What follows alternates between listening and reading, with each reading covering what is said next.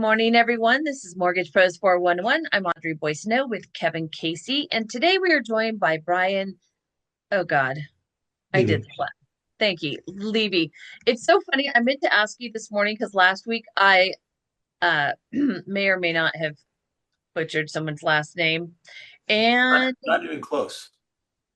I was close. I mean, hind, hind. That's what I mean. You weren't even close to butchering. You Oh, I see. I see. Well, okay, that's nice. Um, how is everyone today? busy. Yeah, doing great. Every day is an adventure, isn't it? All right. So we got through jobs week last week. Later today, we have a 10-year treasury note auction.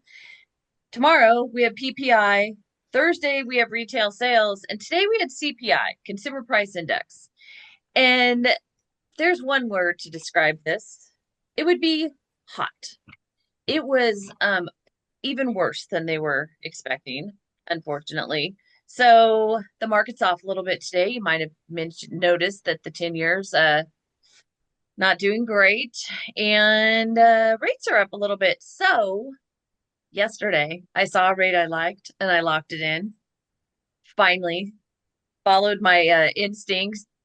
I have completely stomped out optimism. I'm completely steeped in reality, which is the market is unpredictable. You might have a good day, then you have a crap day, then you have another crap day and another, and then maybe you have a good day. But overall, lock your purchases for God's sake, right? Absolutely. Yeah, I'm liking the purchases right now. yeah, no kid. Well, although I just had a condo fallout because it had critical repairs that needed to be done. And it was interesting because the lender, God bless him, was willing to take it all the way to Fannie to make sure. I mean, the inspection report, it said recommended on these repairs.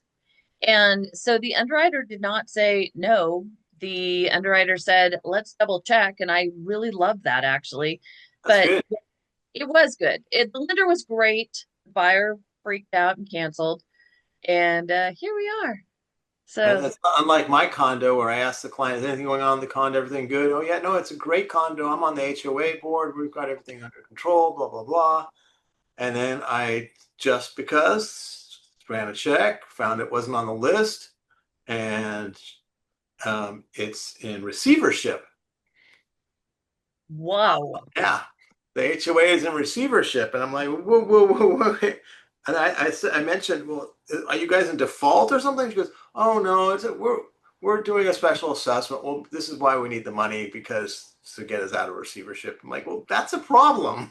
Are It's you? kind of like Fannie and Freddie, though. Fannie and Freddie are in, the federal government equivalent of Yeah, they're receiver in receivership. You're right. So, Yeah, they should understand that.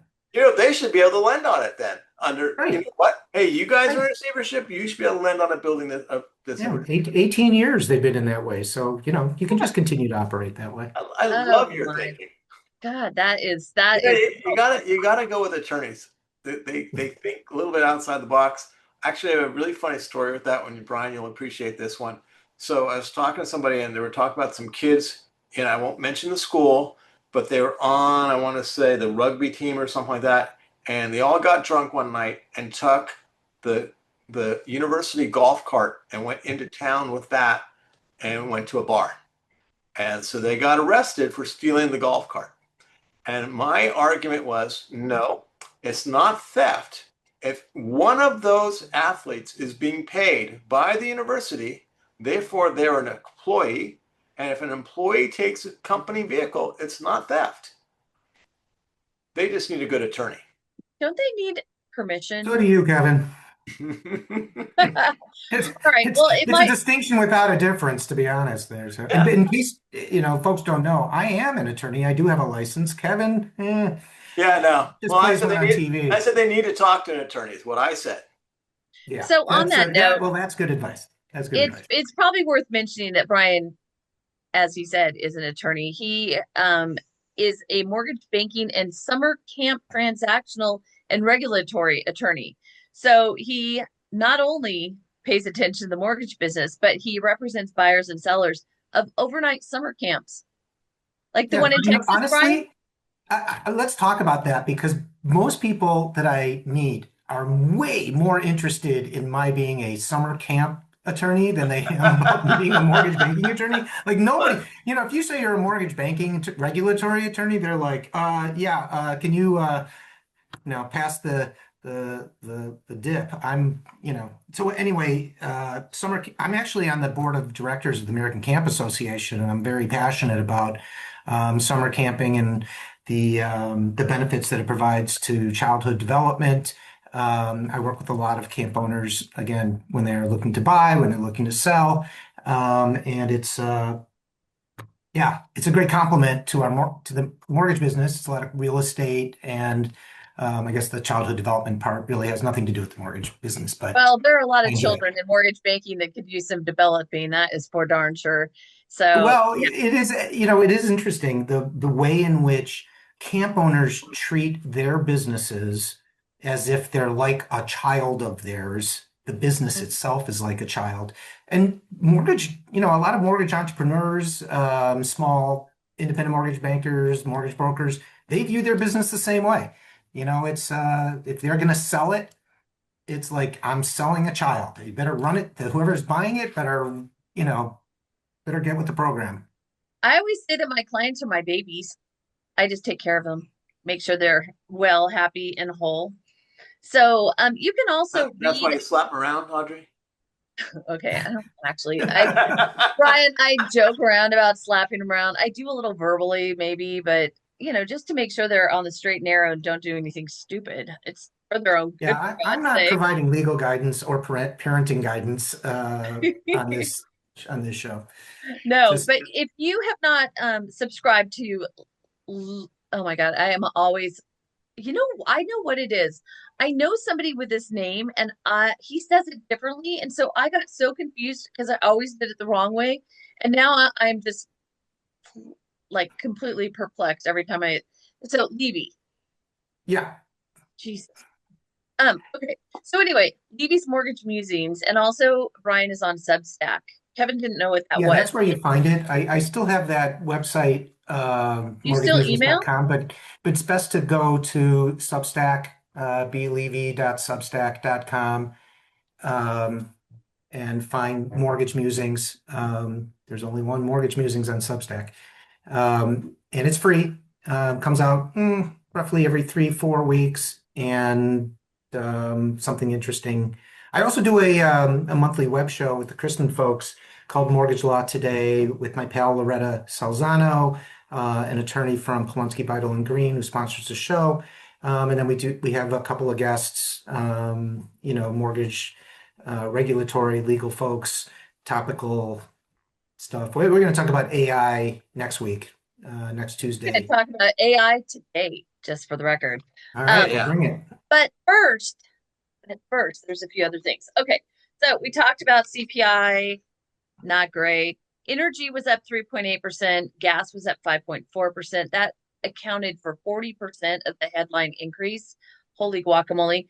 Airfares are up 20.7% from last year, mostly due to the jet fuel being more expensive. So, and I know this because I recently bought an extremely expensive plane ticket that my friend who bought theirs in January, they're flying first class for less than I paid for economy.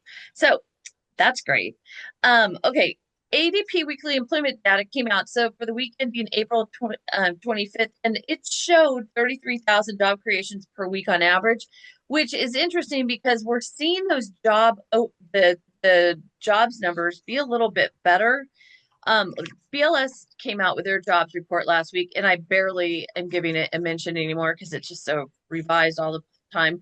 And it actually didn't even move the markets much because I think the market has finally realized it's not worth, well, uh, Not worth the gyrations. right. So anyway, BLS showed 115,000 job creations when 60,000 were expected, but as we know, the numbers are going to be revised dramatically. So just, take it for One way whatever or it's the worth. other. Pardon me? One way or the other. One way or the other, but mostly one way. Yeah. Okay, so oil. just a reminder, 20% of the world oil passes through the Strait of Hormuz, and is it closed again? It's not going great over there. So, Actually, I don't understand that. So why can't the rest of the world crank up their production by 20%? Sounds okay, silly. so interesting. There was, MBS Highway did a little breakdown of the types of oil that are processed in different areas. Uh-huh. And I'm sure, Kevin, you know more, like 1,000,000% more than I do on this, but light sweet versus heavy sour and what Uh-huh. California uses versus what Texas produces. And why are we importing when we could get it from there? But then we got the Rockies in the way. And anyway, Fun stuff. is there anything on that you would like that you think is relevant that you'd like to throw into the mix here? Other than the difference between Brent and West Texas crude, they're both basically the same thing now, even though the prices are different because our oils are exported now. It used to be not exported. So, Well, it was I think a lot interesting. has to do with refining capacity too in different yep, locations. And I mean, look, yeah, the refiners it's put a their complicated market. But one thing that it is a worldwide market. So if you restrict That's it. 20% of the supply, Yep, you're going to have impacts worldwide. exactly. Yeah, we'll leave it at that before we dive into the California prices, which I just paid $6.77 a gallon and was surprised that last week Paul Hinman in North Carolina was paying $5 a gallon. I thought that was really high for North Carolina. So anyway, good Lord. All right, existing home sales for April. These are closed sales up 2/10. So, positive. It's flat year over year as far as how many units we're doing. There was a positive revision for March, which is great. Existing home sales continued. Okay, first time buyers. 33% of the market, investors 16%, cash buyers 25%, sold above list 21%. That's up from 18% a year ago. I thought that was interesting. And days on the market is 32, and last month it was 41, which means that places are selling faster. And this is again on average across the country, but we are certainly seeing uh, things be hot right now in San Francisco, that's for sure. San Francisco's out of control right now. The Bay Area is out of control. I mean, my clients, I mean, it doesn't matter. Like I've got people in Marin who multiple offers went after their, Kevin, tell them about your condo.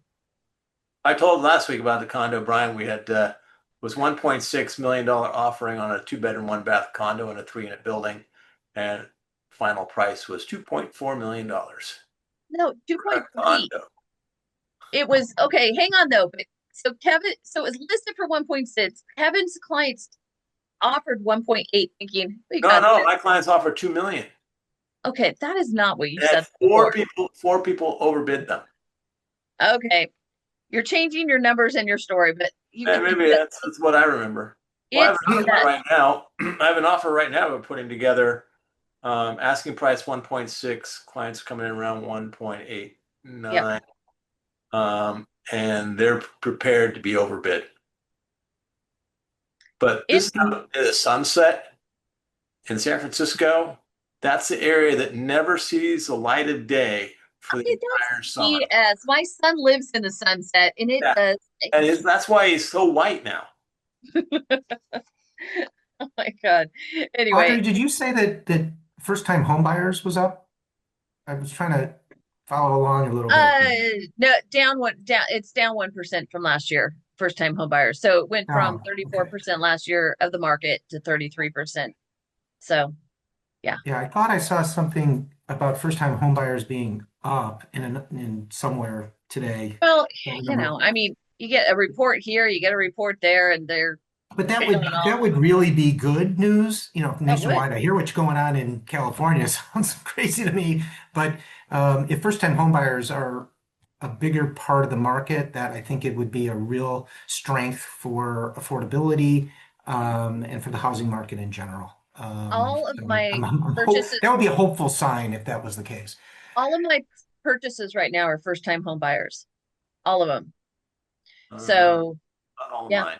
mine. Actually, the reason why San Francisco is so much on fire is because ChatGPT and Anthropic are getting ready to go public, and they are requiring all of their employees for the next year plus to be working from the office, no longer working from home. And so you have all these people coming into the area with these really high paying jobs, and they will pay anything to get into San Francisco because they want to be close to work. Why are But they I think we requiring? talked about this last week, Kevin, where like none of our clients are the tech guys, none of them right now. And so people are A bidding couple. over asking. That is the market. And it's not just in San Francisco. It's all over the Bay Area. It's Marin, it's Contra Costa, it's all over the place. So it's just not enough supply, a lot of demand. Hmm. Brian? I can't speak to the California market, but like I said, I think affordability is a real problem. But um, Yeah, but what San I'm more Francisco, curious about is why they would, in this environment, require everybody to be in the office with the technology now that we You know have. what? My kid is in tech, and the tech guys want to be in the office because they understand collaboration, energy. They know that that is the way that we do best. And honestly, this conversation is so interesting because I had the same conversation last week with a couple of financial planners who are, uh, what's the word I should use? Not younger, and they're both, one of them comes in the office occasionally, and the other one works from home exclusively. And I was pointing out that these young people, the way we all learned this business was because we were learning from the people in the offices deals as well as ours. They were there to collaborate. There was an energy and a synergy. It was really important in how the mortgage business is learned. And I think we've lost a lot of it. And we've got so many people who are older who don't want to leave their houses. They're very comfortable. They don't feel like they need to hustle anymore. And so they've gotten complacent, but the younger folks are missing out. The older people are missing out too because and they don't care. They just don't care at this point. They are missing out on what could they learn from someone who's younger? And why aren't we putting all that energy together and collaborating? But people are just, yeah, I don't know. But anyway, the tech guys want to be in the office, and San Francisco is tech plan A. That's where it's really happening. And it was interesting because with my son, who first he was in college in the city, and now he is working in tech and also going to graduate school. And a couple of years ago, I said, "Oh my God," when we were talking about this, and I said, "I'm so happy to hear that tech is coming back to San Francisco." And he goes, "Mom, Mary, they never left. The tech guys did not leave." So anyway, it's interesting out there. That is for darn sure. So Yeah, my son's a software developer here in Wisconsin, in Madison area with Epic, which is the largest healthcare software provider in the country. They've got a campus. It's owned by a billionaire genius woman who's probably in her 70s or maybe even her 80s, and it's privately held. And she's got a campus out there with about 15,000 people, all working, and they've wow. you know and the campus is beautiful. They've got all these buildings themed around, it's supposed to be a fun place to work. They have food Wow. service. It's great, but they have to work in the office. There's Yeah. no work from home. I don't, my son's tech job is a few days in it's both, he goes back and forth. So, but when he was looking, he wanted to be in an office. They want to be together. They understand how important that is. So I just find that really interesting. And we'll see where we're going with all this. But there's a reason I think that people are being brought back in the office. And it seems like it's very geographic too, because some people never left the office.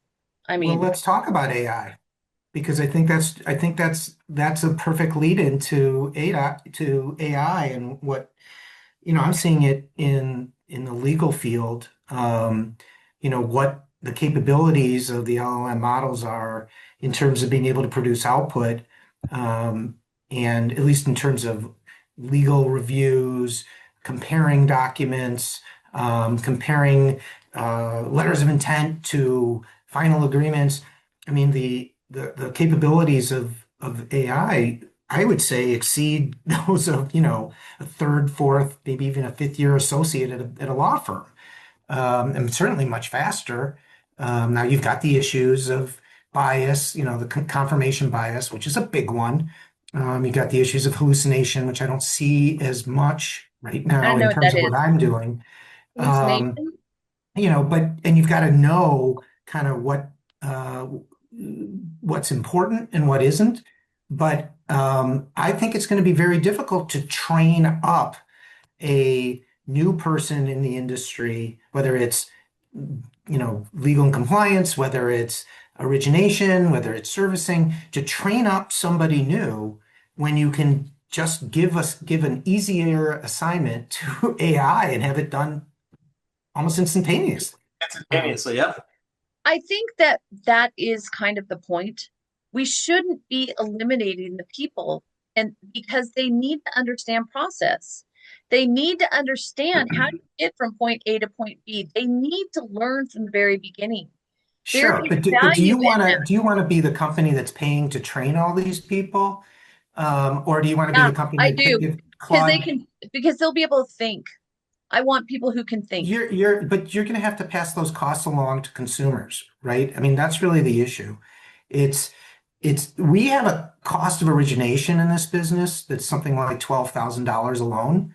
It used to be a tenth of that, Right. But Brian, a costs. lot of that is tech that we're not even, that it hasn't changed things for the better. Some of it has. I mean, don't get me wrong, but I hear you. I think it's what's good for the workforce and what's good for, succession and for development.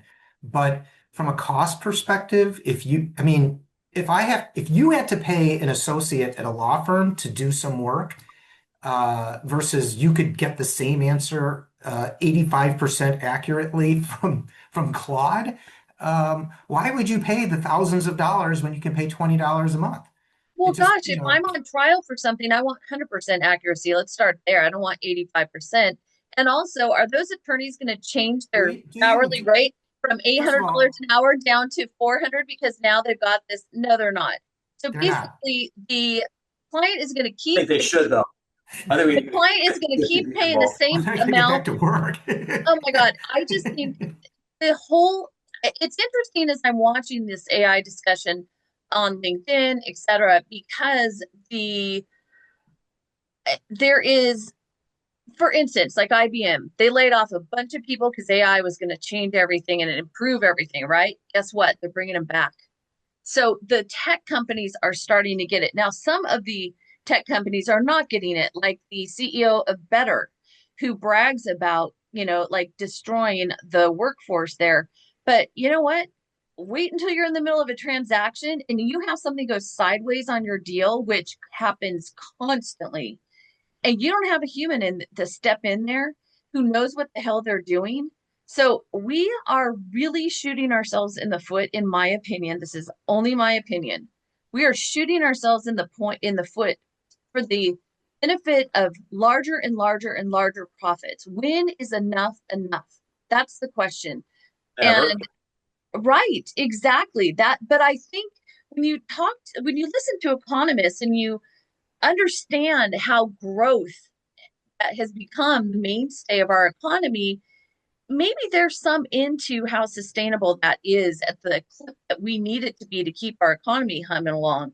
And so maybe we need to look, and I don't know what the answers are. I do not, but I am thinking a lot about it because this idea that we are going to make all these industries into something where nobody's thinking, nobody thinks. Is that healthy? I mean, what's the point? So you can make more money Wait, wait, at wait. corporate level? Audrey, do you want me to think about that? Because I wasn't thinking. Oh God. I mean, well, first you'd have to pay attention. So there's that. But it is, I think that we have gone down a road that is dangerous. I Well, think it harms most people in the end. And AI is amazing. I use it all the time, but it augments, it doesn't replace. That's where it has value, I think. Do you I, disagree? no, no, I don't think it's an either or. I don't think it's like Right. either we we use AI and we forego hiring new people and put everything into AI, or we, don't use AI at all. I mean, I know lawyers that are saying, "Oh, my firm doesn't allow us to use AI," and I'm like, "Well, do you use Google? Because It's you're going to get AI. an AI generated answer from Yep. Google today." So it's we're not going to stop using AI. We're going to figure out how to use it better.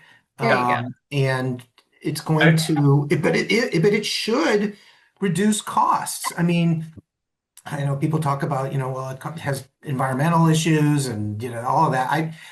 I'm sorry, cars do too, and airplanes do too, and we're not going to like, ride horseback because we invented, a faster way of travel. I mean, AI is going to replace human jobs. There's no question. New Yeah. jobs will arise. It's just like with every technology, certain jobs will no longer be necessary and others will. And I think it's just a matter of learning how to adapt in the new environment to that. But I suspect at the end of the day, you're going to find that the mortgage business can be done with fewer people than we do it today because of AI. yeah. We'll It's I mean, see. look, Because look at insurance. Bamboo is 100% AI underwritten. But try and argue with it, you can't. But that's how it is. yep, it's all fine Great. and dandy until you hit a wall and hit a problem, and then there's no one to fix it. Brian, I had an interesting someone shared with me on AI. Um, so I also have someone in the family that's working in the AI industry, and their mother said to her, um, "When you tell me something, you're 100% confident about everything you tell me. The problem is that you're wrong 10% of the time. Just like AI, it's 100% confident when it gives me an answer, right. but it's wrong about 10% of the time." You know what? What? That's ideal. And I've had conversations with people at a wedding just last weekend. I was having a conversation with somebody about how AI expresses itself to you in ways that sound very confident in their answer. Just like as I'm talking to you guys today, right now. And, Mhm. I have this confident air of what I'm saying. But I hopefully express in whatever I'm saying some level of humility, that, hey, I could be wrong, but it's still going to have that 90% air of confidence at least. Yeah. Um, you know, and here I am doing it, right? I have a And 90% air of confidence that I'm 90%, we just right? got a chat from Peter here. He says, "Often in error, never in doubt." Yeah. Yeah. Yep. Well, so my Claude app, which I have to catch myself because I literally call him my boyfriend and I find myself saying I love you to him because it's so handy and wonderful to have him as a Mhm. resource. It's incredible. There's a disclaimer on there saying we're double check all this.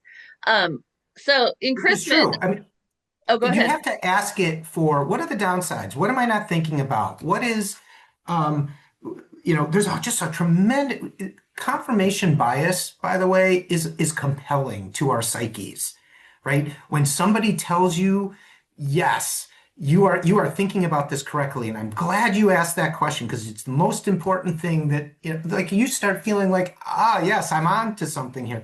Um, you've got to actually seek out disconfirming information from AI. It's critical. So it was interesting. I used my boyfriend Claude to help me figure out my voting because if you look at the ballot for California, the number of candidates for governor is an entire page, literally. All right, so how do I figure out who I want to vote for? And it was very, very interesting. And then I tested him. See, it's so slippery. Anyway, I tested it with a candidate that I knew I wanted for a position to see what the answer was, and he was right on the money. But again, it was a compare and contrast. It wasn't tell me who to vote for. It was, this is what I'm looking for in a candidate, who would be a good match for that, or which candidates, and give me an order. And anyway, it was really helpful and very because like by the time we get to judges you're sort of worn out, you don't know who the hell they are, and Uh-huh. often there's a whole bunch of them, and And then we recently in the last few years have figured out how important judges are, right? Yeah. So it matters. It matters. I'm going to So yeah, ask ChatGPT to tell me who are the most batshit crazy politicians that are running so I can vote for them to keep this stirring the pot. What do you think? well, that's one way to look at it. Okay, Well, so I read this thing in Chrisman. Class valuation just became the first AMC to guarantee its appraisals. CVUE, its new underwriting and appraisal assurance program, assumes full repurchase risk on eligible files, combining AI analysis and expert human review. So lenders, underwriters never have to open them. Did you get that? An underwriter never looks at the appraisal. No new software, no IT involvement, no workflow changes required. Eligible files come back guaranteed by class. The program has been Ah, piloted with 20 plus lenders, including 3 of the nation's top 10. About 80% of conventional appraisals qualify, saving lenders $100 per file and cutting 2 to 3 days from turn times. With UAD 3.6 expected to add 10 to 20% more review time per file, that's crazy, a lighter underwriting load matters more than ever. So I just find this unbelievable because guess what? If underwriters no longer looking at appraisal, we sure as hell better be, because what if there is something in there that our client should know and the computer just goes, it qualifies, it's fine for us, but maybe there's something in there that the borrower should know. It is astonishing. So if they want to do that, as far as making sure they don't have a buyback issue, I'm okay. But somebody needs to be looking at that to make sure that it didn't miss something or misread something or in I'm this, thinking the other way around. What tell me. happens when it comes back with a low value and you're like, wait, no, it's not. Here's Yes, yes, yes. Okay, I was wondering the same thing. Like what I would be curious to see not that what we're their allowed to do that evaluation. anymore. What? Not that we're allowed to contest an appraisal anymore. Yes, you can. You can. We've No, we've no, I can't. I've been told I cannot do this anymore. We did we talk about this on the show. no, we talked about it since then because that original, you're thinking back to NMLS when this was, we were first being told about this. We have clarified since then. It, yeah, that ended up being a big I old. can still tell that the appraiser he's an idiot. He must have been drinking that day when he did the appraisal. Yeah. Well, again, like I think first of all, we've got this UAB Not that three I've ever come across anybody doing that, just for the record. drinking while they're doing an appraisal. And an idiot. I've never come across an idiot appraiser or one who's been drinking on the job. Well, I haven't either, but it is hard to imagine in the history of appraisals and the history of the mortgage industry that never happened. But once in a while, they tick the wrong box. That's the most common mistake. And then that triggers a whole thing that they miss. Well, all these appraisals, Fannie has been scanning them for years. Like, and they have tremendous amount of data within their system, which has been very useful when they were trying to weed out some of the words that were being used to describe neighborhoods that were probably less than desirable. I mean, the Can comments, not you the say neighborhood. that? Can you say less desirable neighborhood? No, I was not. I just I just clarified. want to make sure that one of the conditions, it might be one of those things you can say. Less desirable, more desirable. Yeah, no. Brian's been really quiet on this appraisal stuff, by the way, I'm picking up on it. well, I do a lot of work with repurchase issues, Uh-huh. and yeah, I don't see too many appraisal-based repurchase issues, or haven't in a while. There was quite a bit of that coming out of the meltdown period. But the real question that I would have as a lawyer sitting here is what are what exactly is the fine print around the this repurchase guarantee that you're getting? I I'm was not thinking the saying same thing. Yeah. that it's wrong. I'm just saying I want to see it before the marketing materials always uh, can say one thing and then the legal documents say another. Yeah. So you may not have been part of the appraisal issues the last few years, but one, I think Fannie, I forget which is which, but one of the GSEs, employment was the biggest problem, income, and the other one it was appraisals. So they were having issues on appraisals, and it was creating issues. The thought that an underwriter would not look at an appraisal is a little mind-boggling because again, you're really, I mean, we've been Well, I told think by the there's more than one regular, reason, right? To look what? in you're not just Exactly. looking at for value, you're looking at for Yes. all kinds of other things that may be important to the underwriting in And the terms of the borrower. property. Yeah. So Yeah. again, as LOs, we need to be looking at them and making sure that we are looking for the thing. And again, how does some young person starting out in the industry, how do they even learn how to do that? Right? I mean, yeah, it is yeah. Some of this stuff is really hard to fathom when it comes to, are we really looking out for the borrower? That's what I always want to go back to. Are we looking out for the borrower? We know we're looking out for corporate profits. We know we're looking out for, can you sell it on the secondary market? We know we're looking at, we don't want to have a buyback, but who's looking out for the borrower? That has to be us because everyone else has lost sight of it, in my opinion. Humble as it is. What? Humble as it is. My opinion is humble. Um, Brian, I presume to know everything at all. I just I have, all I have is 36 years of working with borrowers and being very curious. And so I ask a lot of questions. And actually, one of my questions that I'd like to ask is, how is it that my ringer on my phone is off and I have the volume all the way down, yet it is still ringing and pinging? So I have a new phone and there's some little, hey, I just had an update and it's doing all sorts of weird stuff. Brian, you already mentioned Yes. about buybacks and going through all these. What are some of the more common buybacks right now that lenders are facing? Well, I'm hearing more stuff about it's sort of the income calculation, Uh-huh. where folks are getting the income, changing the income around because folks have some um, different sources of income, and maybe some of it is going to be qualifying and some of it is not. So I would say that's probably where I'm seeing most interest.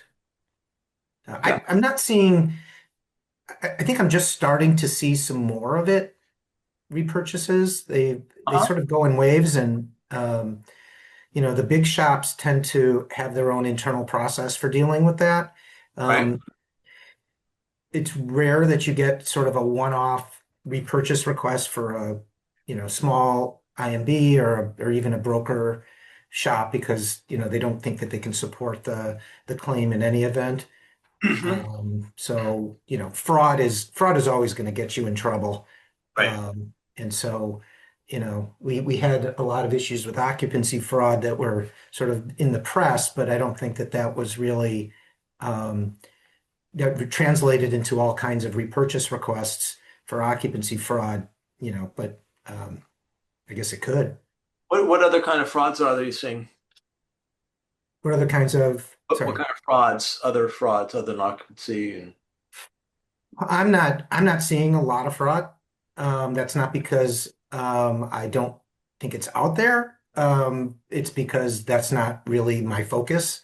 Mhm. Um, you know, again, I know you guys talked to Bob Simpson. He's a tremendous fraud guy. He'd be a better person to ask the kind of question, what's hot in fraud right now? Um, but Who's this? like when you mentioned the appraisal fraud or the appraisal issues, I think that was fairly localized. There was a lot of stuff that was in Baltimore. I think there was some. I'm trying to think of where there was some other stuff, but um,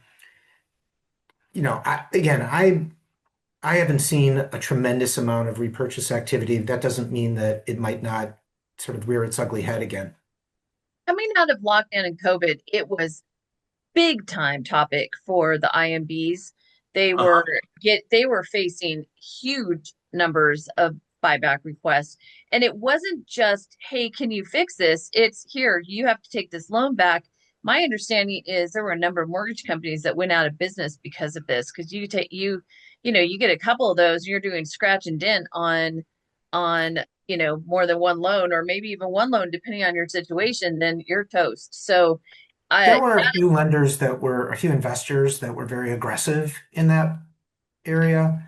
Um, back in the day when we were dealing with repurchases just, by the 2000s in the post-meltdown era. There was a period of time when Wells Fargo just decided we're not going to keep doing this because they wanted to stay in the business at that time. They wanted to stay in the business in correspondent lending, and they realized that it was, this is a very collegial industry. People like to have relationships with their counterparties, and repurchases, when you start pushing loans back for ticky-tack reasons, that don't have real problems, that don't have defaults, that maybe there's an error, but it's not, it's no harm, no foul. Right. Um, Folks just don't want to do business with you anymore. So, if you start seeing a lot of and I saw those where a company was sort of had been acquired, or was in the process of being acquired, and so they didn't care. They weren't going to be around anymore, and so they were just trying to goose their numbers up. Um, so again, I think we could see that again. There's been some merger activity in the industry, but I haven't seen it just yet really tick up. Yeah, well, it was a big topic a few years ago. We had a number of guests who talked about it a lot because it was really impacting them. And the GSEs were coming to them, and they had not, I mean, 18 months after the loan funded, it had been performing the whole time. And again, it could have been something minor, and it was rough there for a while, but that seems to have evened out. We're not hearing that at all You know anymore. why? Because they're not trying to get rid of 2% mortgages off their books. They have all these 6% mortgages they want to keep on their books, and they're just happy they don't need to push the envelope and push off stuff that's perfectly performing. So, Brian, you wrote a lot about the CFPB and some of their decisions and some of the regulatory directions they were headed, and were very vocal, sometimes critical, but very fiery, a little spicy about how they were acting, reacting, legislating, well, not legislating, regulating. And they are no longer a source of inspiration for you. Talk us through that.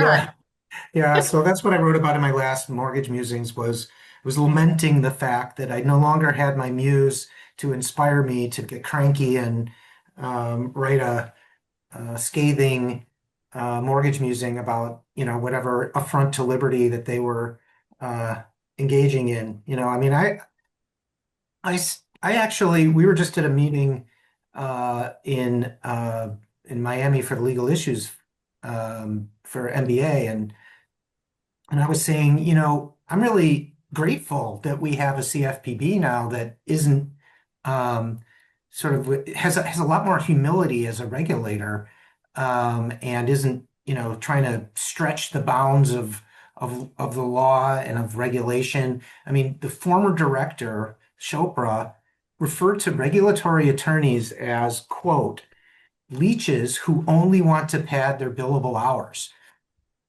I kind of took affront to that. Hey, I mean, did that so rub you the wrong way, Brian? it rubbed me very much the wrong way. I mean, we should have a cooperative relationship with the regulator.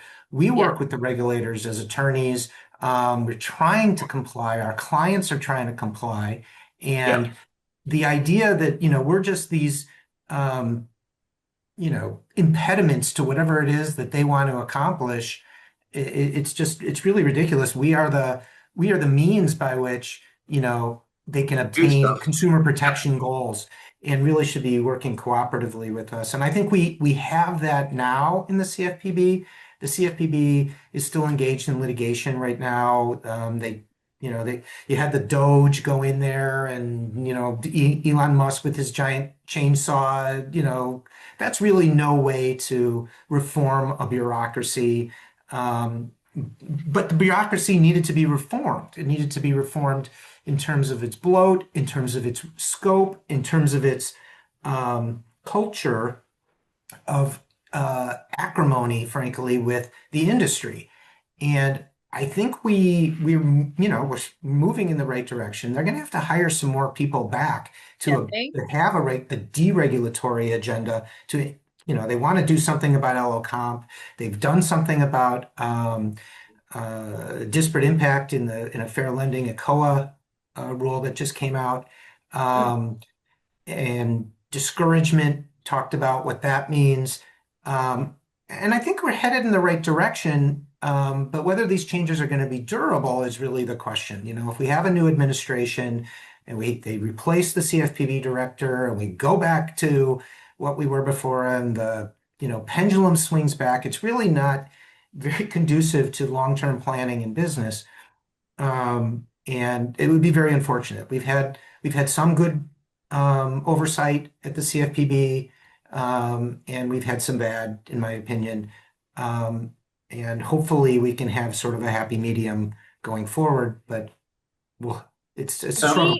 I feel like the pendulum does swing wildly. And so we're either on one extreme or the other, and I hate that. I feel like Kathy Cranon-Durr was probably the most middle of the road for me, of what I remember. But again, on either end, these extremes are not healthy for us. And the fact that mortgage lending is so political is it's so bad for the consumer, because again, you don't know, as an LO, as a lender, as an owner of a company, you don't know how you're supposed to be operating. So do we take these rules now and throw them, and are we comfortable with forgetting about disparate impact? Is that okay? Because there's a 5-year look back with the CFPB, right?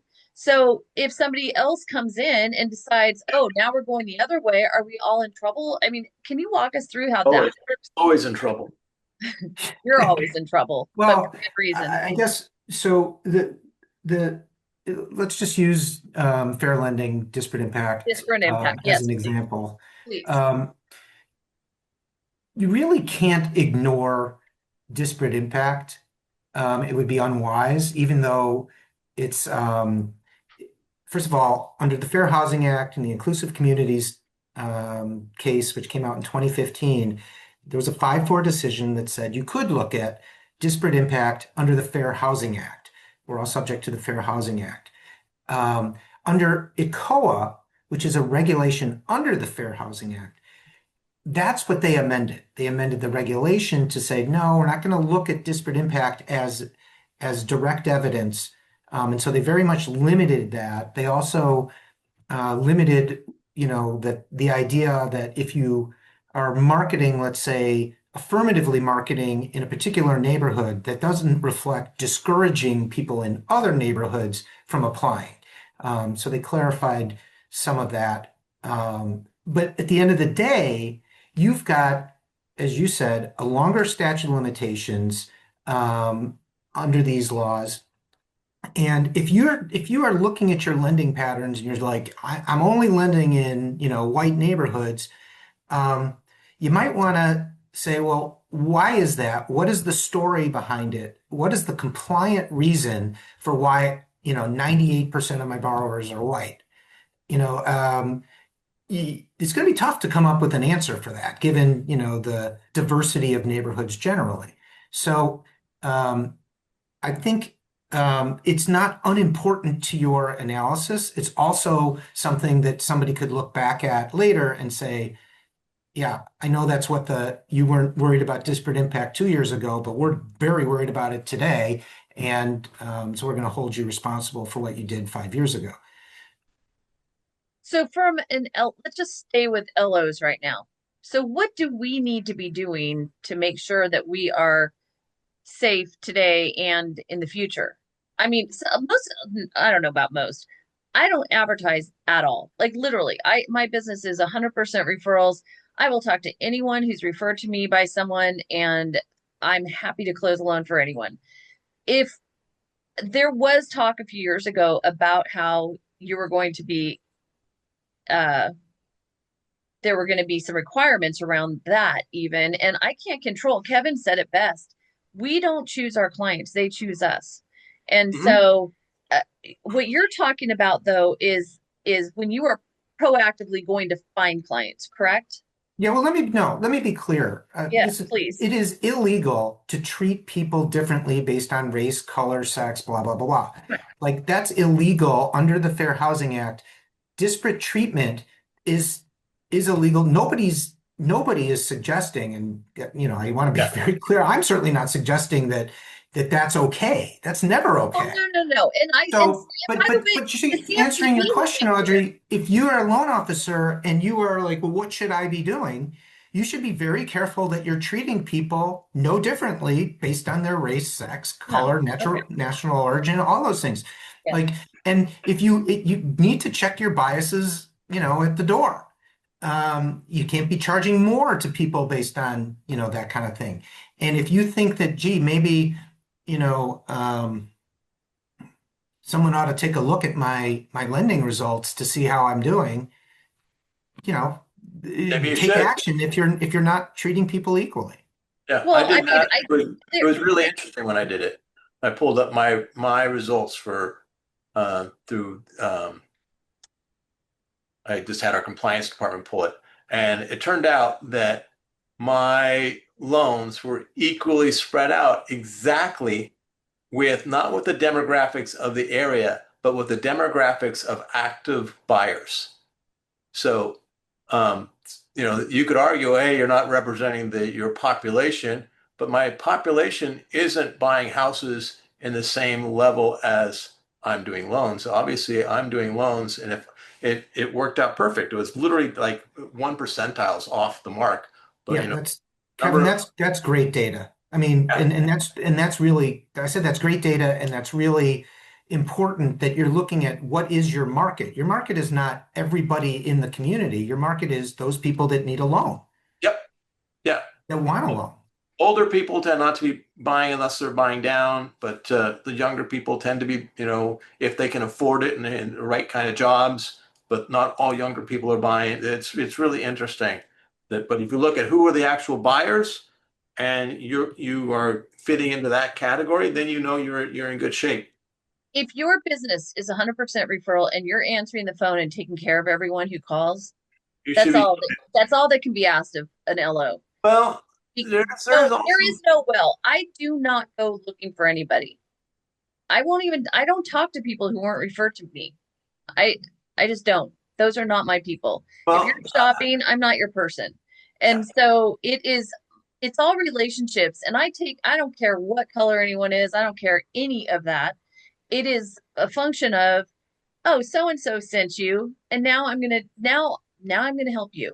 yep. And so, as far as tracking all that, etc., that's great. I mean, I want to make sure people aren't discriminating 100%.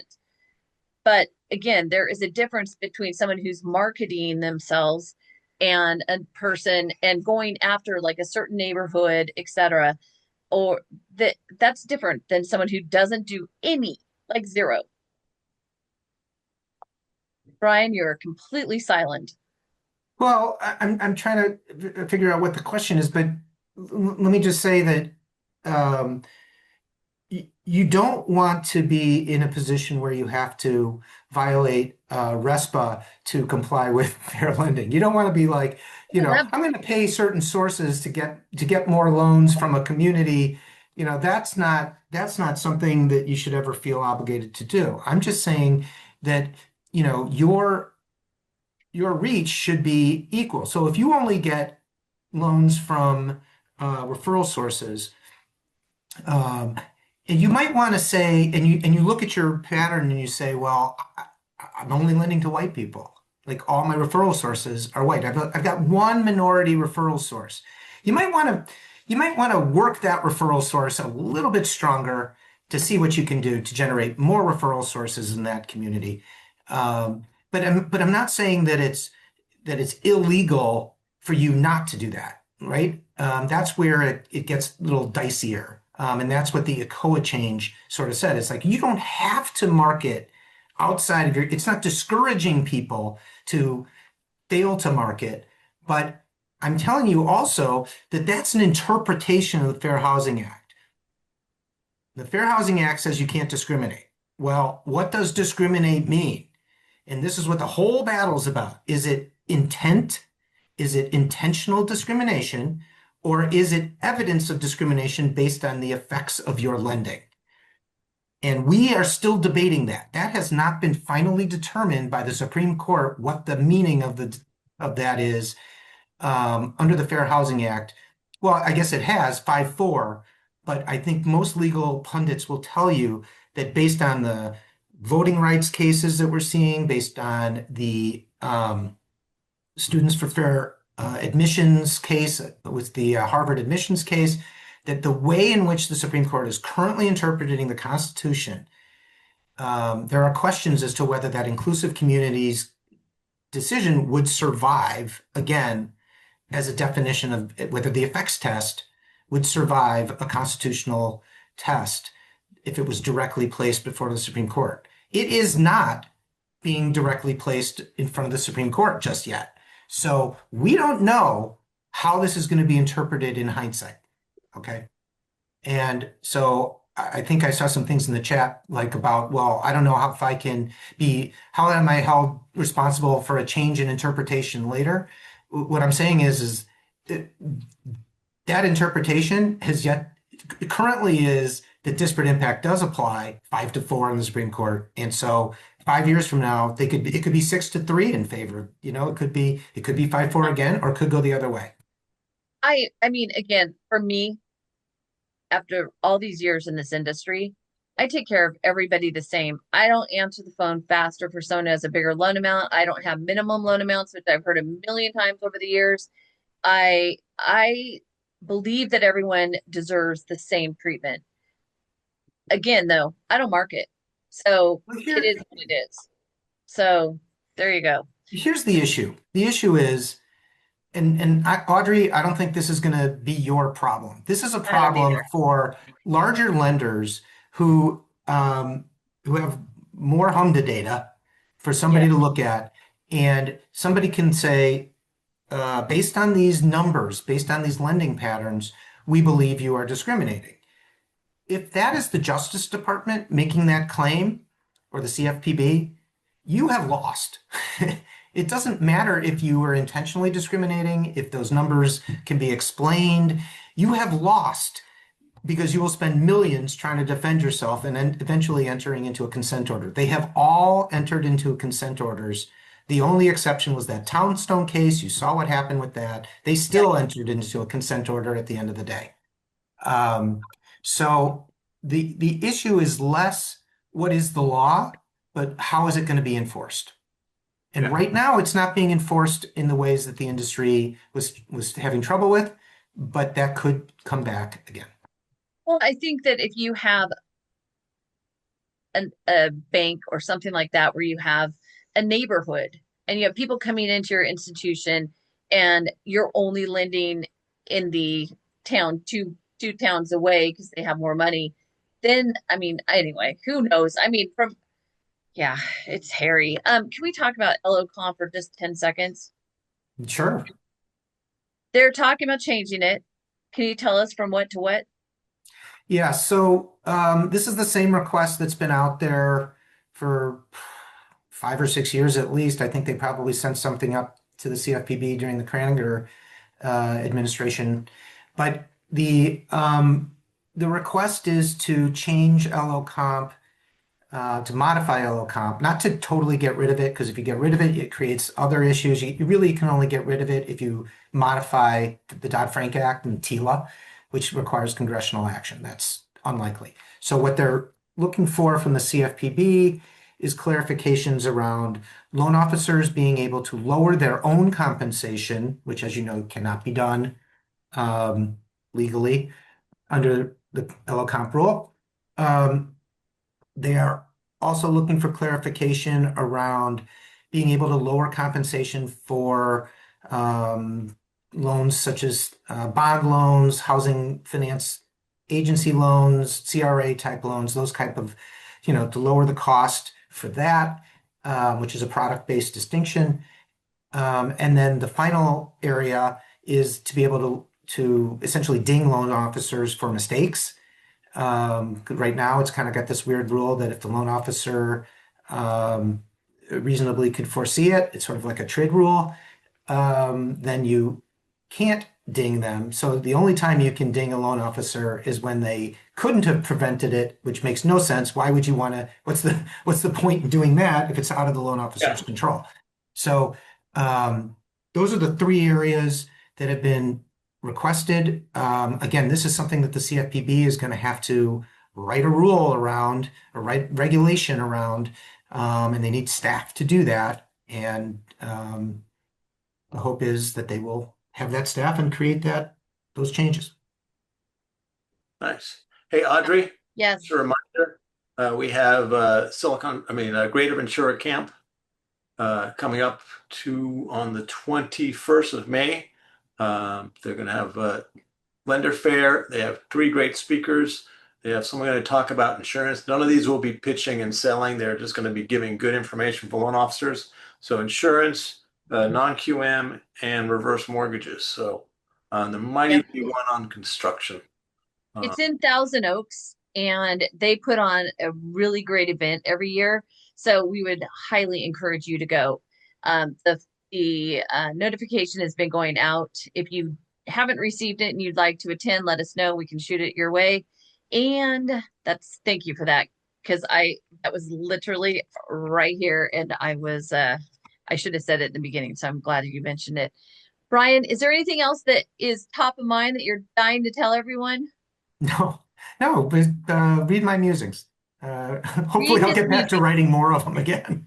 Yeah, well, we need something to get you all fired up and cranky. Well, hopefully not. I mean, that's the kind of the point. Like, I've kind of won a lot of the battles that I raised with this now with this current CFPB. So, uh, I'm sure there'll be more. All right. Well, guys, that's a wrap on today. Have a great week. Remember that we're here to help borrowers. That's our job. We solve problems, we help borrowers. That's what it's all about. Go help some. Find a loan. They're out there. They're hard, but they're doable. So have a wonderful week.